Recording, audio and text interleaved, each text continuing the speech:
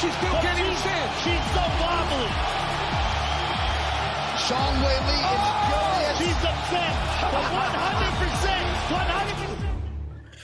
100%. Pay-per-view weekend. How the fuck are you guys doing? Welcome into a brand new edition of Axe Kick Picks, episode 83 on this lovely Friday afternoon, February the 16th, 2024. Joey, in a sauna, how the fuck you doing, kid? Hey, how you doing? Keep it moving. Nah, man, I went 7-6 actually this morning on prognostications for one Friday fights, 53. So, up and down, but you got the losses out of the way. So hopefully we stay undefeated for UFC 298. You know how it goes.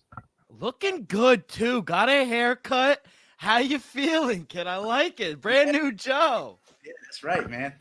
That's what I like to hear. We got a great episode for everyone this week. We'll recap last week. Big win for Jack Hermansson over Joe Pyfer, UFC Vegas 86. We'll talk about that. UFC 298 in Anaheim at the Honda Center. Preview and picks for the whole card coming up in a little. We got some MMA news, and then Joey will end us off with a little action at One Fight 19 and KSW 91 as well at the end of the show. But Joe, let us talk about the huge win for Jack Hermansson. You know, we talked about it last week, and, being one of our favorite plays, you said it was a lock. Joe, I hate to say it, but there is no such thing as a lock. Big win for Jack Hermansson. After not competing for 2 years, I thought the leg kicks were great from Jack, the pressure. And if I'm being honest, Joe Pyfer kind of let Jack back into the fight after the second round. It looked like the gas tank wasn't all there. He wins it, unanimous decision, all 5 rounds, and Jack Hermansson back in that middleweight bout. And, a little step backwards for Joe Pyfer. They gave him a ranked opponent. He didn't seize the opportunity. I doubt he'll get another ranked opponent in his next fight, but tough break for Joe Pyfer. What do you think? Yeah, absolutely tough. I'm looking at myself. I kind of look like Captain Pike from Star Trek right now when he got into the damn little pod. But, man, big win for Jack the Joker. It proves his merit where his ranking is. It's all correct. And Joe Pyfer, I think he learned a lot from this. He definitely gassed out, as it got into the later rounds. He wasn't able to get work off his back in that 5th round when he got taken down there. And, maybe he just needs to work on, implementing some more of the, takedown. When he showed off at Abdul Al-Razak, that, that was impressive. He thought he would continue that through most of his fights, but just, incorporating more straights and more jabs and more feints would probably do him a service than a detriment, because those looping shots were working against him. Like I said, is he, kind of threw it out there in the first and he saw less success going to the second. Jack picked up his time in. Jack was throwing that jumping switch teep crane kick. Body was just like, damn, that was gassing him out too, man. Those teep kicks add up. You can see it, like I mentioned, from the Muay Thai fights this morning, man. One of the most utilized tool is a teep kick. So right to the gut, man. I think Joe didn't like that. And, what I saw as well was shades of Stipe Miocic versus Junior Dos Santos. If you go back to that fight, it took all 5 rounds. It was the main event. And Stipe, he looked bad in the later rounds. So it was giving me shades of that. But what we saw after was Stipe Miocic being the greatest heavyweight of all time. After that fight, he improved leaps and bounds. Yeah. So all I can see for Joe Pyfer is using this as fuel to his fire and be getting better. Coming from such a good jiu-jitsu camp, Daniel Grace is out in Philly with some of the killers they have out there, some of the better grapplers in the UFC. You would think that that's something he's going to work on, and I'm sure he'll put together the standard because, Joe, he's got that power. Mm-hmm. He needs to put together some of those strikes that'll make him more of an effective fighter. And, once again, can't give enough credit to Jack the Joker Hermansson. I think he wants to, like I said, proved his merit. The dude's top 10 fighter, top 5 even at middleweight. And he's a threat for anybody because I think he downloads the game plans well, and then he puts it out there what he wants to do effectively. I think for Jack, you got to get him out of there quickly. Otherwise, as the fight goes on, it's going to Jack's favor. And that's why he's there, man. He's there to prove everyone that you got to beat him to get to the title. Not to say he's the gatekeeper, but bro, he's a hard fight. He's a hard out. He's a hard out, and I think that's what we outlined last week. You know, if you don't get him out early as the fight goes on, it favors Jack Hermanson, and that's exactly what we saw. I thought you made a great point. You know, this is a learning experience for Joe Pyfer. He is young. He has a lot to learn. And now we're really going to see what Joe Pyfer is about moving forward. You know, you learn a lot after a humbling loss like this. He's in a good camp. He has a good team over there in Philly. And just like Sean Brady, you know, Sean Brady had a humbling loss to Bilal Muhammad, came back with a huge win. Maybe he could learn something with one of his teammates as well. But, That's right. you know, I will say after the post fight, you know, Jack Hermanson gets on the microphone and, you know, he doesn't even talk about the performance. He talks about, you know, getting back, fighting in the crowd. We've talked about it on this pod, you know, and not just us, but I feel like the fighters are starting to get sick of fighting at the Apex. You know, some fighters have come out and said, you know, they like the intimate, the fighting space where there's only 100, 200 people, but you know, I would say the majority, and I don't want to speak for everyone, but I feel like the majority of people, they're getting sick and tired of these Apex cards. Yeah, it's run its course, and you know, yeah, it's one of those things that you ever get welcome to a friend's house and you kind of get the vibe, you don't want to overstay your welcome. I think the Apex is overstaying its welcome. I think we could utilize it, and we've talked about this before. We could utilize that space for, you know, little, you know, niche events. That'll be fine. But for us to hit us UFC Vegas 85, UFC Vegas 86, back-to-back weeks of the Apex, and especially on Super Bowl week. Now, I thought I heard them talking about it. I don't know if Dana had spoke on it, whether it was the hotel situation in Vegas, and that's why they didn't want to put on, say, UFC 298. Because imagine if we had a pay-per-view the same week of the Super Bowl. Oh, my God, yeah. You know, it would have been a great weekend to be in Las Vegas. But I could understand if there were some logistical issues going on. But, man, let's lessen the load for the Apex. Let's get these fighters in front of crowds because, yeah, we like the intimate setting, and it might be a memorable moment or an event for a fan. But let's do it for the fighters. Let's have them, you know, let's appreciate them, and let's give them what they want, why they come out here. They're entertainers, you know, they're professional fighters, but they do this for us, and let's give them what they want, and that's to fight in front of a crowd. Yeah, 100%. And, you know, I think from the UFC and Dana White's perspective, economically, it does make a lot of sense. They save a lot of money with fighting at the Apex. It's literally their PI. So I get it from a business standpoint, but you got to think of your fighters at a they're just throwing point. Money at slap fighting. So, I mean, come on now. They could do without, you know, saving a couple bucks at the Apex. Yeah. Let's be real. I agree. But yeah, big win for Jack Hermanson. Keeps he's in the top 10 in the middleweight. And say what you want about him, he's a force, and I think he's a few fights away from a title fight as well. But yeah, big win for Jack Hermanson.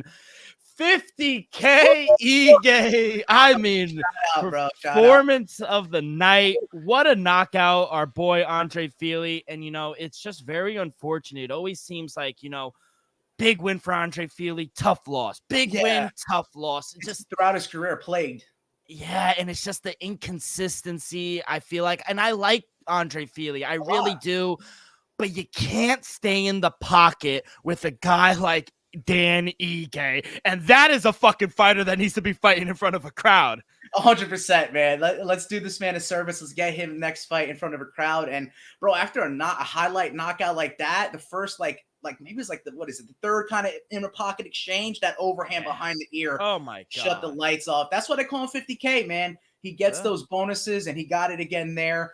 And I don't know what you do with Andre Fili in this spot moving it forward, because like you said, it's a great win from him and then a tough loss. So the inconsistencies there.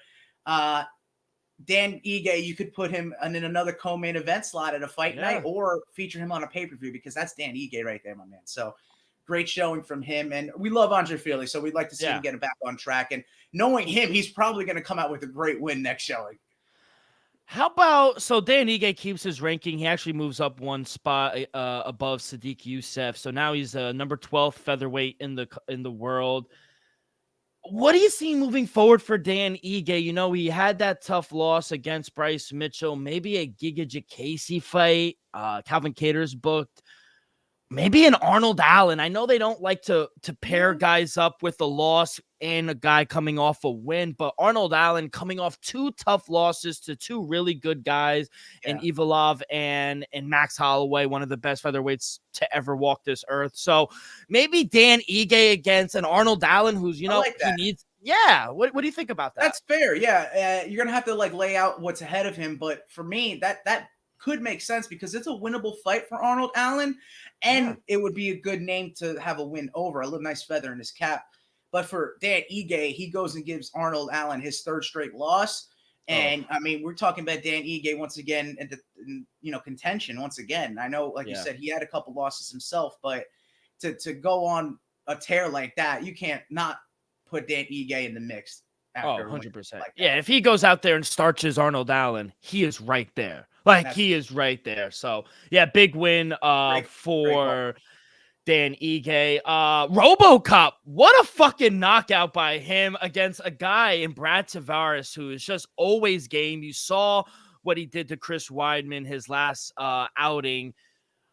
Man, I think this guy is legit, kid. I really do. The more I watch him, I feel like he's getting better every fight.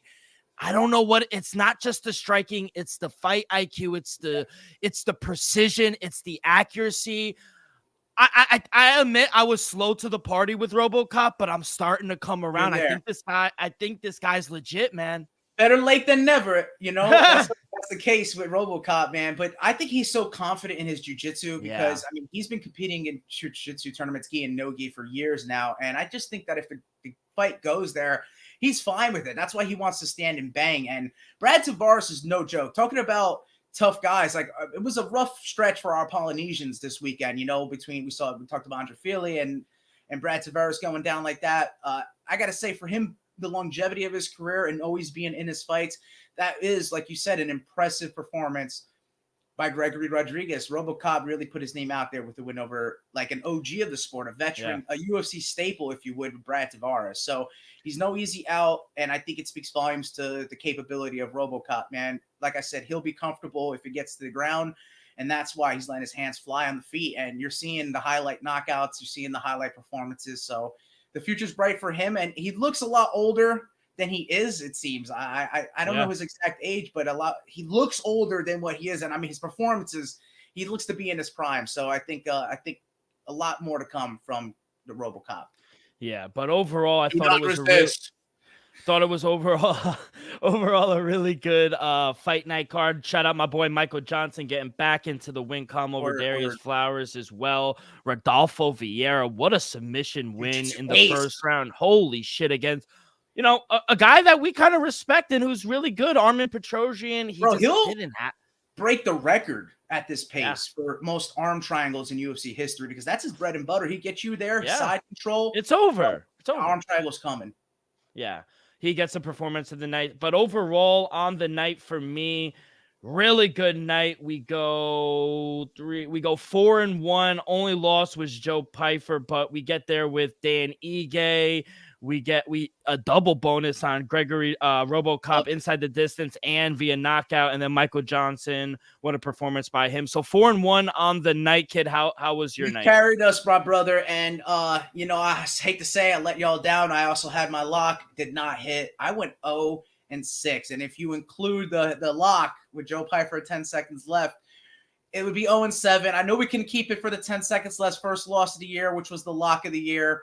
But, on the bright side, I'm looking at it now, though the first night fight of the night, Daniel Marcos was declared a no contest. The parlay did hit. So though we lost 199 odds, whatever those 2 legs hit for us, that's what the new plus money parlay was. So we hit a little something, the Dana White Contender Series alums.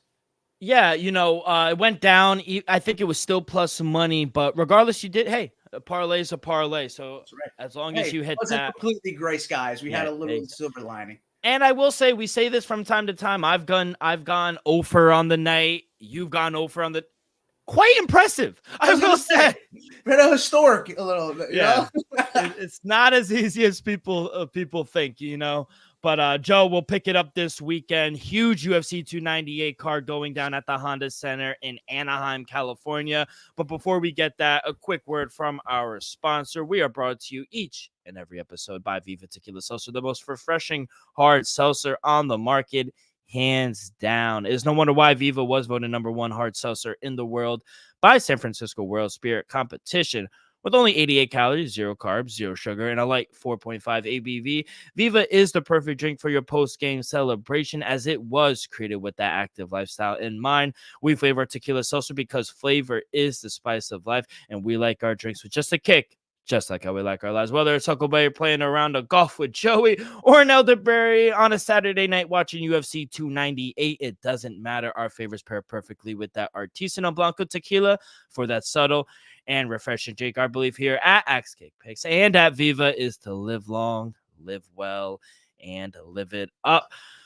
All right, Joe, let's get to it. UFC 298, man. I just can't fucking wait for this card. I've been waiting all week. The early prelims starting at 6 p.m. here on the East Coast. We got my boy from Wales making his debut. I can't wait for Elliott. Oban Elliott. He is going to do. I like Val Woodburn. You know, he took a lot of short notice fights, but he's going sleep. I'll say that real quick. I think the future is bright for my Welshmen. Right. You got the prelims are bangers at 8 o'clock, and then the main card is just full of bangers at 10 We lost p.m. the fight though, didn't we? Yeah, we did. Junior Tafa and Marcus Roginio de Lima. Junior Tafa has an injury, so unfortunately that fight is canceled. That was the second fight in the prelims, so we're down to about 13 fights now, but still a really good card.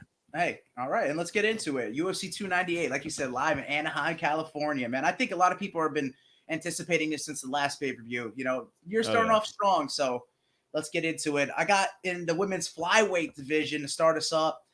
No official play here, but I just wanted to give you the line. We got Andrea KGB Lee at plus 150 against Miranda Maverick at minus 180. I think the line's right, though. If Andrea KGB can, play her game, get it to the ground, she's got some wicked submission skills. So, I didn't want to put anything official because I would be biased if I did pick KGB Lee, but Miranda Maverick, I think, does deserve to be the favorite in this one.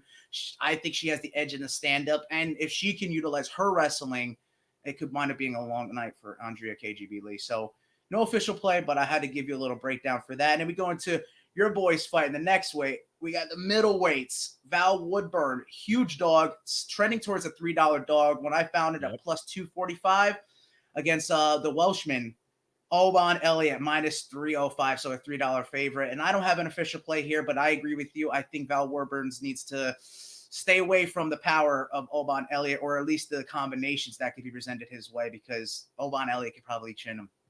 Do you have other play, or you just? No, I was just shouting him out. Love his story. He spoke about it, his upbringing, and everything on the MMA Hour this weekend. I'm just really rooting for the guy. The Welsh people, I feel like, don't really have a guy, and for him to come out and really lead for his country, I'm all for it, man. So I'm rooting for him, and I think this is a good matchup for him. I think he has all the tools to go out there and get a finish. Woodburn has been a little chinny if fucking Bo Nichols out here knocking people out. No disrespect to his striking, but he's not really known for striking. I think my boy Oban is going to knock him out as well. Fair analysis there, my man. Let's go into the welterweight division between Josh Quinlan, plus 164 dog, against another Dana White Contender Series alum, Danny Left Hand to God Barlow, minus 190. What a nickname. What a name. I got to lean. I got to go with the nickname, the powerful nickname, Danny Barlow, Left Hand to God. Watch out, because that left straight is coming in hot. So Josh Quinlan needs to play it smart, play it close to the chest, and probably find this fight to the ground so that he can come out victorious. But I'll be leaning Left Hand to God. I like Danny Barlow. I like what I saw. He got a finish in Dana White Contender Series. I think he's on like a 2 or 3 fight finish streak. So let's see if he makes it 4 in a row in this next one. We go into the light heavyweight division between Ming Yang Zhang at minus 130. China stand up, represent against Bredson Riviera at plus 110. I do think the line is swaying in favor of the Chinese Zhang. I think it's fair. I don't have an official play because I don't know too much about him, but I'm hearing good things. I'm seeing a lot of people willing to put some money on him. But I would just I'd be weary about putting up money for someone you're not too aware of. So I'm staying away from it. It's no official play for me in that. But I do have a play in the next one officially. Let's go to the bantamweight division. Return of Rinya Nakamura. You know, I'm high on some of these Japanese fighters, and I think this dude, I think the world of him, and I think the odds do as well. I mean, the odds don't think they definitely are. At minus 1350, trending to minus 1400 for him against Carlos Vera at plus 800.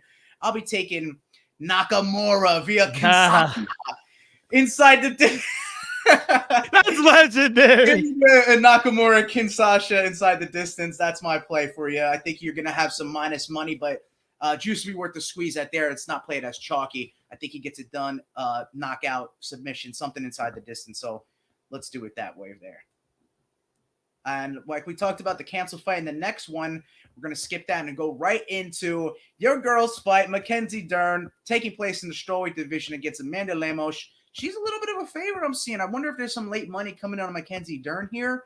But at minus 130, I do see the odds being fair because Mackenzie Dern at plus 110, her last outing made me think that, you know, everything I spoke about it, maybe she should have taken some time off. You know, spoke about retirement. That's the concern about the main event. And here you speak about retirement, you know, and also in the other fights here in the main card, we can't have fighters talk about retirement because it makes us lose confidence in putting money towards it. So I would lean that Mackenzie Dern has a little more ways to win. You know, her striking has shown leaps and bounds improvement, but we saw her get exposed in her last outing. Let's see if she gets back to the basics in this one. And if it does wind up on the ground, obviously, World Jiu-Jitsu ace, she has the advantage on the ground. So with that being said, I do think she has more ways to win, but I don't have an official play. I do have Mackenzie Dern with the lean straight up. Gotta love Dern here for stepping in on short notice. You know, Tatiana Suarez. I really wish we got that fight. Tatiana Suarez against Amanda Lemos here. Gotta give her credit. You know, it's a home matchup for her. She trains out there in Southern California. This is Dern's 13th fight in the UFC. She's 8-4, but 3 of those losses have come against Brazilians.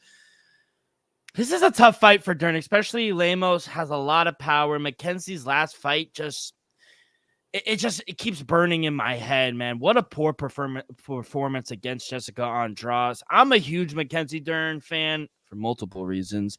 And I just think, you know, if her wrestling was a little better, she could have so much success. You know, she only has 13% takedown like effectiveness and success. So I think if her wrestling was a little better, she could get, and if she could get the fight to the ground, she does have the advantage there.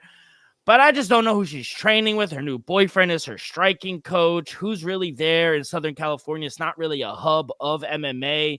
And now getting Amanda Lemos, who can fucking crack. She's fast. She's hungry.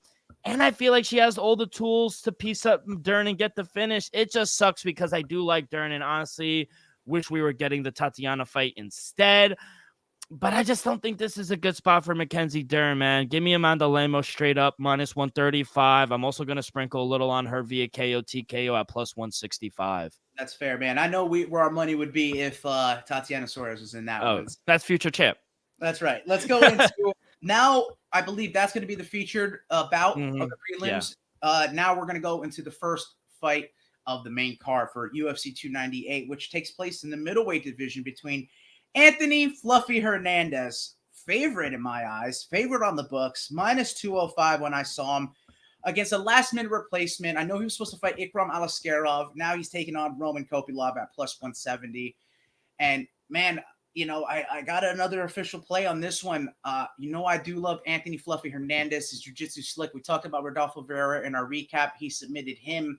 So, you know, Anthony Fluffy Hernandez, I think anywhere the fight goes, he has a way to victory. He really does.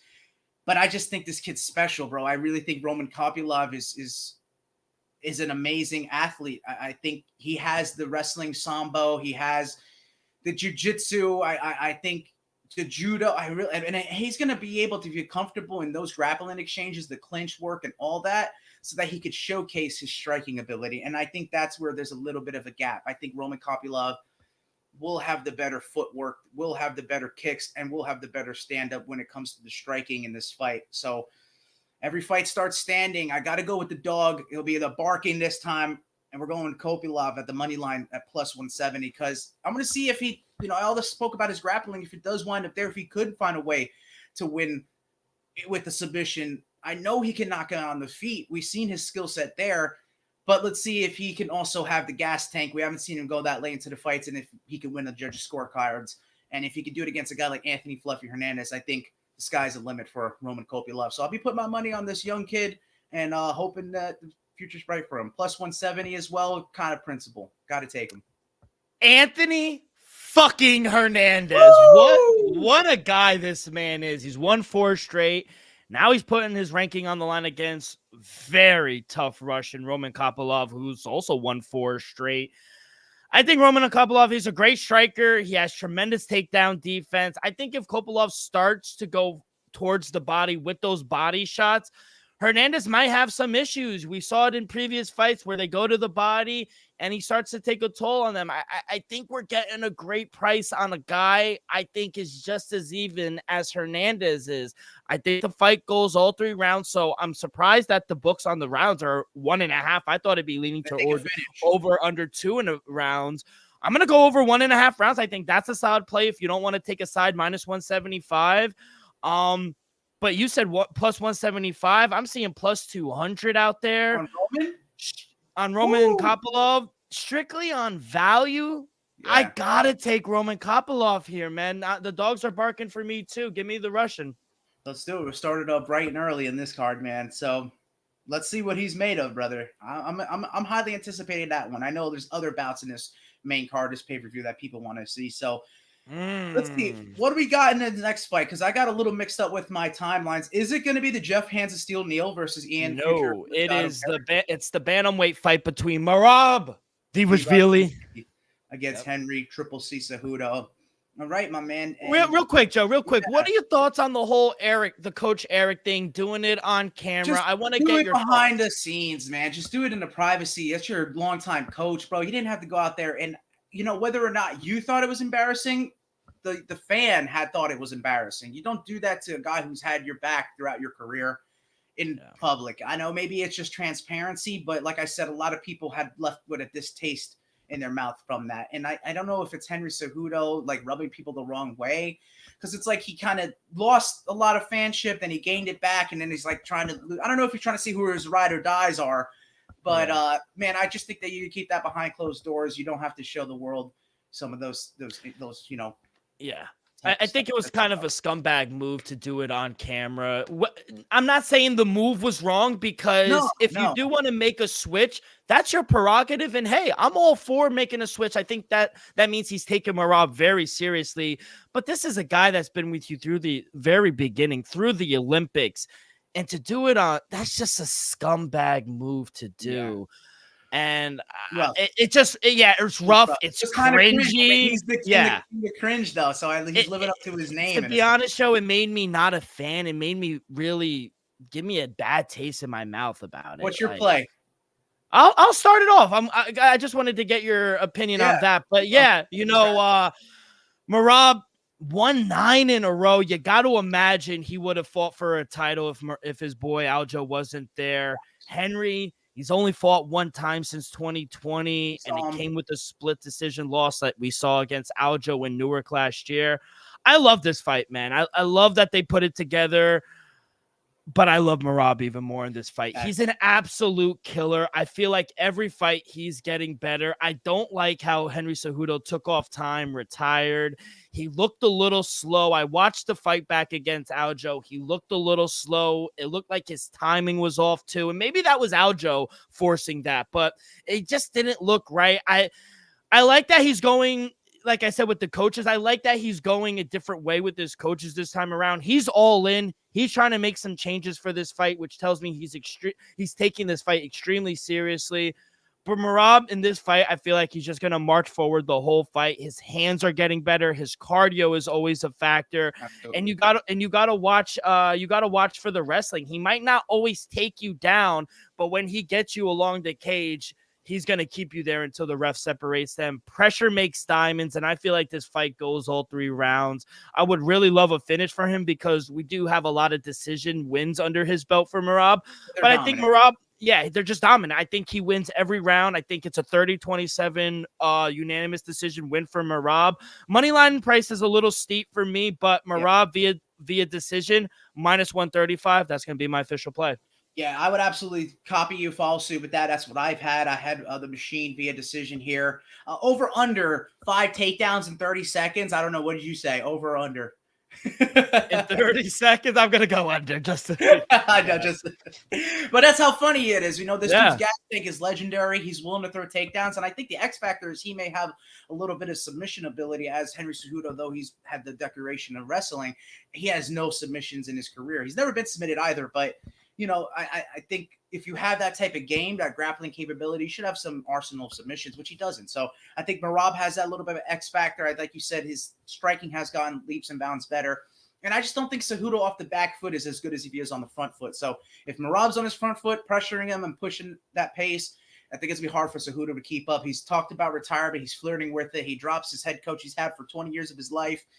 I think the end is near for Henry Cejudo. Surprise a lot of us if he does win this and if he wins it decisively. But I just don't see it. And I would be willing now, the fact that we're both riding on the unanimous decision win here, to play that, because I know you could find that if you play it unanimously. And then if you want to give the -3.5, as we've learned, that's also an option. You'll probably get more favorite odds. So play it on the decision straight up, gives you -130. Play it exact unanimously. That's going to give you probably plus some odds. And then if you go with the -3.5, you're definitely getting plus odds with that. Joe, I will say he did come out and say Henry Cejudo, if he does lose, he's done, because there's no really way to a championship or a title fight after this. But I will say, if he does win this fight, I know it's going to rub people the wrong way, and I know people are going to be mad. He gets a title shot. He has to. He gets a title shot.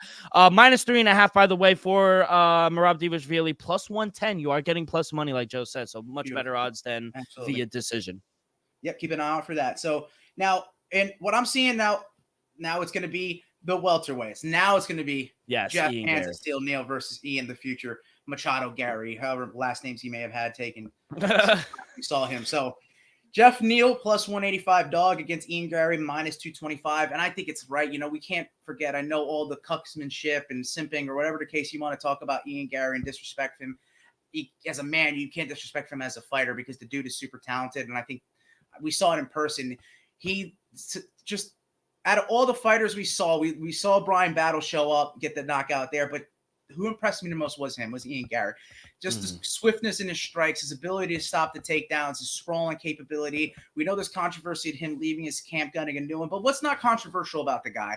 I think the fact of the matter is he's a future superstar, if he's not is already. Everyone's talking about him. And I think the skills speak for themselves. So I think the line's right. But Jeff Neal, man, he's a tough cookie, man. You can't doubt it. I think he could actually catch Ian Gary, maybe rock him. You know, that would be his best chance to win, is catching him, hurting him, and finishing that way. But I'm going to go with back-to-back decisions here. I think Ian Machado Gary, the future via decision, is a good play. I know you're going to get some plus money on that because there's no real, value in taking him on the money line. I even think he's a little favorited if you go for like via KO TKO. I think there's some value in the decision here just because I think he can outpoint him, outclass him, and stay away from danger. I think that's his best bet in moving forward in the division. So, yeah, you might hate to or have a tough time taking it, but yeah, give me the future via decision. I got back-to-back decisions there. Yeah, I love this fight, Joe. I'm so glad they remade this fight. It's going to be a banger. Let's not forget that Jeff Hands and Steel Neal took Shavkat Rakhmonov to the bell in his last fight, who we all think is going to be a world champion in the future. We cannot sleep on Neal and his ability to stay in the pocket. I just hope we don't get the Jeff Neal who showed up and fought against Neil Magny, who essentially just didn't show up. Not the longest fighter, but he's a good southpaw. He's clean in the pocket, like I said, and he has that one-punch knockout power. I think the first round will kind of be a feel-out round, and then we're going to see fireworks. But I got to go with the better fighter, and that's Ian Gary, in my opinion. I think Gary's range, his arsenal of weapons, he's just going to cause a ton of problems for Jeff Neal, who sometimes can get caught in these exchanges. You can't do that against Ian Gary, who will figure you out and get smarter as the fight goes on, especially when Gary starts to throw those leg kicks, throw those body kicks. So my one worry is that this turns into a boxing fight and Gary decides to stand in front and bang with Neil, and that would be a bad decision because Neil does have that one-punch knockout power. And he's a good boxer.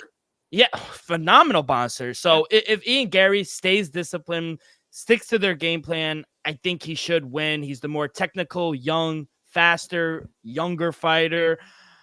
I don't know about the decision because I do think he could take him away. He can clip him. I'm going to take a shot. Give me Ian Machado Gary via KO, TKO at plus 250. Like it, man. So I guess that means that the decision's more favored then. Yeah. Than any of the other props. So that's fair. Absolutely. I could see it. I could see that, man. You know, he's that talented. So anything could happen in that featured bout. But let's go into the co-main event of the evening. And we got the return of Bobby Knuckles, baby. Robert Whittaker, you know that's one of my favorite fighters.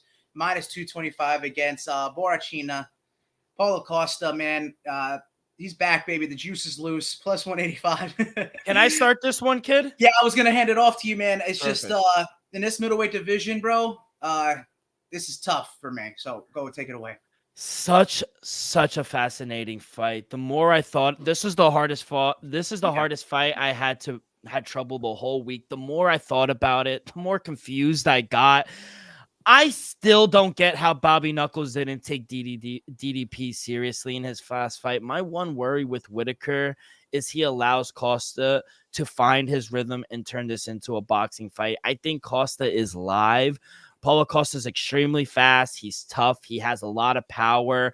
I think his best bet is to pressure Whittaker and throw the kitchen sink at him and try to confuse him. And to be honest, I like how we haven't seen Costa in a while. And sometimes when you don't see a fighter in a while, they can become really good. And I think Costa is... Yes, and I think Costa is one of those guys. He's been working his tail off. I think this fight is a lot closer than people realize. He looked good on the scale. He's been working his tail off. And, you know, Bobby Knuckles, he has to come out in this fight. Bobby Knuckles, I mean, has to come out in this fight. It can't be Robert Whittaker. Yeah, I just don't think Bobby Knuckles comes out. And truthfully, I think Paulo Costa knocks him out in the second round at plus 195. Plus 195 on the money line, is a gift for Paulo Costa. I'm going to take him on the money line, and I'm also going to sprinkle Paulo Costa via KO, TKO at plus 350. Getting some good value. I like your takes, man, today. Got to say, they're very fair. The analysis breakdown has been great, and I'm on the same side, unfortunately. You know how much that hurts me because, like I said, Bobby Knuckles is my guy, but I've just seen a little bit of decline in his game. And, you know, Polo's a bigger guy, too. He just see what happened when he fought DDP, who was a bigger guy. It didn't fare well for Robert Whittaker. So I think it's a quick turnaround as well. And as opposed to Paulo Costa, he last fought Luke Rockhold, and that was a gritty fight, but I don't think he took all too much damage. So I think he's fresh, rejuvenated. Like I said, he very well could have reinvented the wheel, like you said, with the layoff. He looks in phenomenal shape. It doesn't look like he's like not training. He's been training his ass off. It's a tough spot for Robert Whittaker, but I'm on the same side. I got Borrachina money line, straight value pick at plus 185, plus 190, whatever you see it. And I do have that on my verdict play as well. I have Paulo Costa catching him in the second round and knocking him out, TKO something. So it's unfortunate. I'd be happy if Bobby Knuckles gets on top, you know, starts raining down strikes and stuff. That'd be crazy. Shades of when Paulo fought Izzy, but I think it's a tall order for him. I really do. I do too. Paulo Costa is my play. We're on the same side in the co-main event, my boy. Let's go. Let's take us right into the main event of UFC 298. In the featherweight division, we got Alex the Great Volkanovski at minus 130, taking on Ilya El Matador Topuria plus 110. And, you know, a lot of people talking about Ilya Topuria, the GQ model, but also people are talking about maybe he has like kind of an identity crisis. He's claiming he's the champ. He's not the champ yet.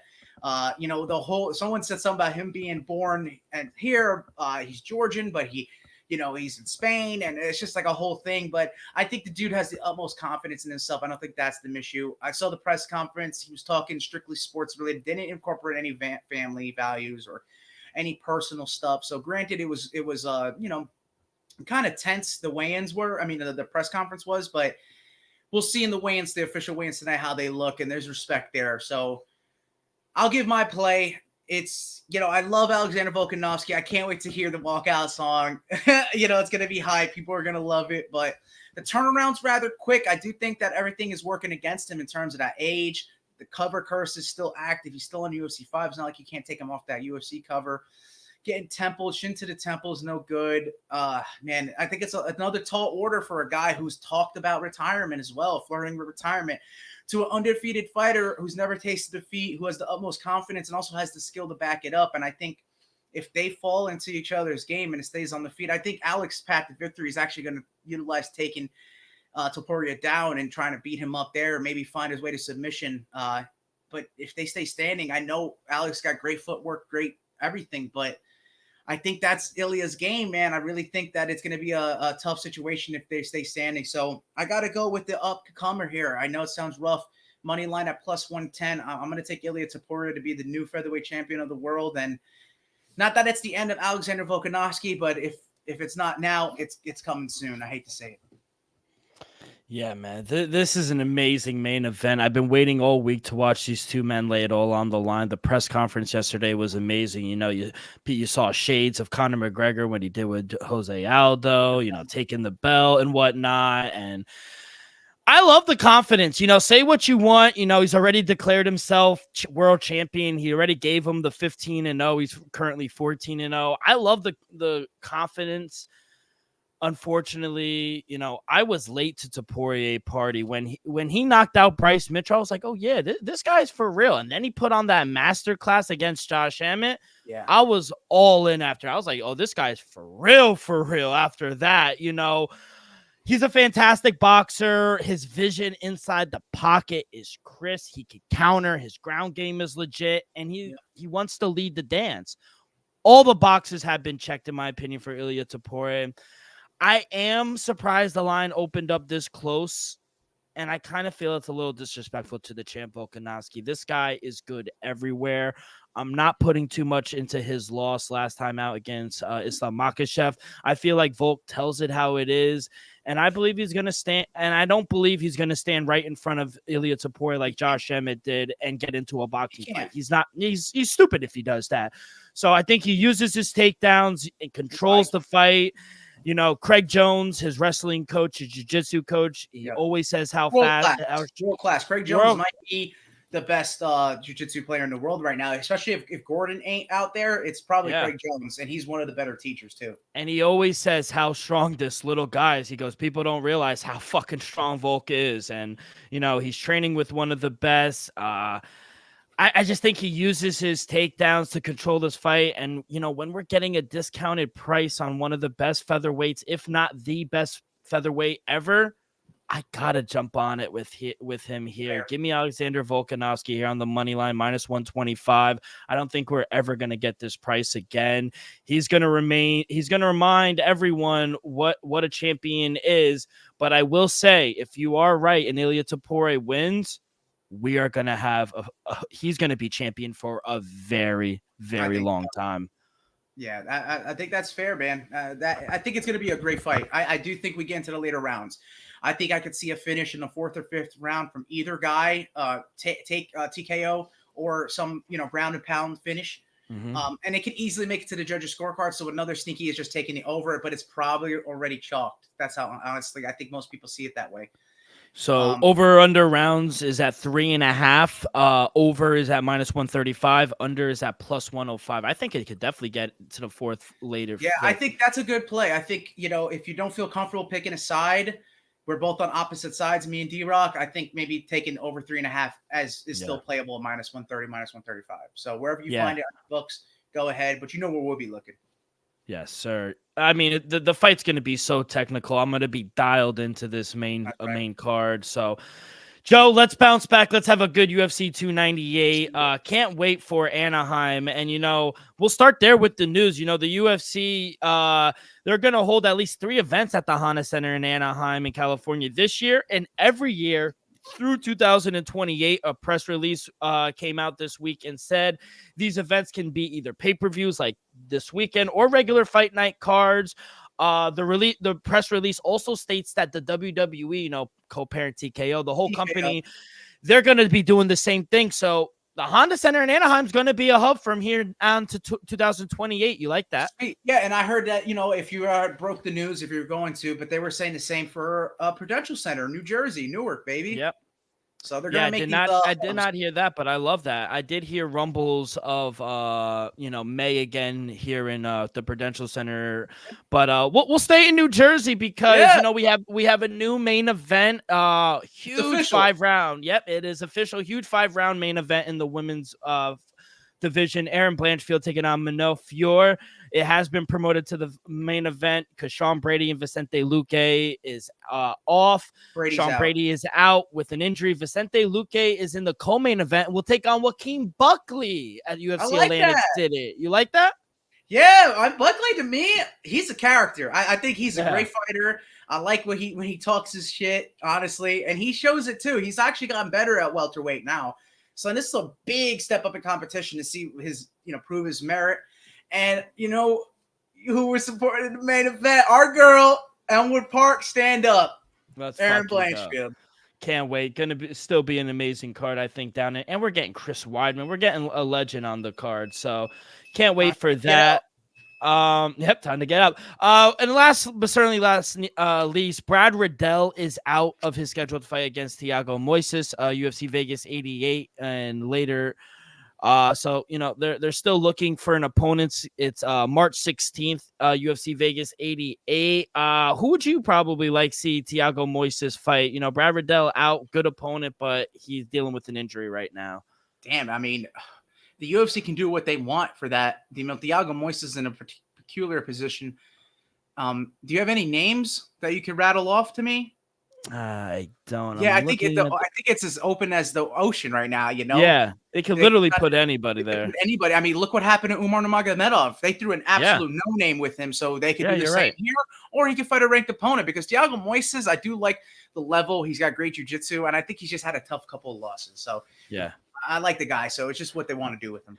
They could literally do anything, so not surprised there. But yeah, Joe, that's all the news I had for this week. Nothing really broke, which is good and bad. Still waiting on the UFC 300 main event. Don't know where that's gonna go. I'm still thinking it's Conor, bro. Conor versus Michael Chandler. You're still holding out. I mean, bro, it should be not Islam. It should. I heard Islam versus Leon. No, it should be Leon versus Bilal. It should be, but I think they're torn. Yeah. They're torn because they don't want that to be the 300 headline. Exactly. It would have to be. So Ariel Helwani on his show, the MMA Hour, came out and said what he's heard and rumblings. Nothing is accurate, but for what he's heard is that they don't want Bilal Muhammad and Leon as the main event, which is unfortunate because. He does deserve it. What they're trying to get is Leon Edwards and Khamzat Chimaev. The problem is getting Chimaev in the States and fighting in the United States. I don't know what the whole holdup and the whole hoopla is because not just this fight, but we've talked about this months ago where last year we couldn't get him into the States. I truly don't know what's going on with his visa or whatever the case is. But you gotta feel for for Bilal Muhammad if they pass him up and give it to Khamzat Chimaev. And it's not to say he doesn't deserve it because I do think he does deserve it. The same to be said for fucking Kazakhstan, Rakhmonov. Oh, 100%. Yeah, it's the same can be said for him. If they pass both of them up, that's unfair to me. I don't think that makes any sense. But it wouldn't surprise me if Dana White did that. Can't put it past him. No, can't. So we're still waiting on that. But Joe, let's end it. 10 seconds left. Wait, real quick, is our boy Phil DeFries fighting? No, he's not on the card. No. It's a legend. Yeah, he is, man. It's starting off slow though. So I said I didn't hit on my lock. My 10 seconds left went 3 in a row to start us off and went down. But I got a double header for you this weekend in KSW 91. Leo Brichta's taking on Valero Murcia. And I got to take Leo Brichta. I've taken him time and time again, and he's hit every time. I think it's about 4 bets that I've placed on him, and he's hitting. Let's make it 5. I got Leo Brichta in the KSW 91 main event. And then, of course, in the One Fight Night 19 main event, Jonathan the General Haggerty's taking on Felipe Lobo. I think I'd be foolish not to take Jonathan Haggerty. I faded him the last time against Andrade. I thought the rules would, match up for him. But, man, Jonathan Haggerty has reached a new level. and I think he's the real deal. He is one of the faces of one championship. So give me the general to come out victorious in the main event of One Fight Night 19, and I'll do it for 10 seconds left.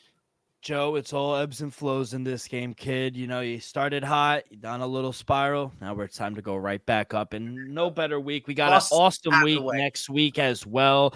Bellator champions versus PFL next week. Ooh, I'm hyped. Yes, you know, we got a good Mexico City card as well. UFC. Have a nice weekend next weekend. Oh, it's gonna be fucking loaded, kid. Cannot wait. That is gonna do it for this Friday edition of Axe Kick Picks. On behalf of our sponsor Viva Tequila, Joey, myself, we'll see you guys next week with plenty of hot takes, plenty of picks.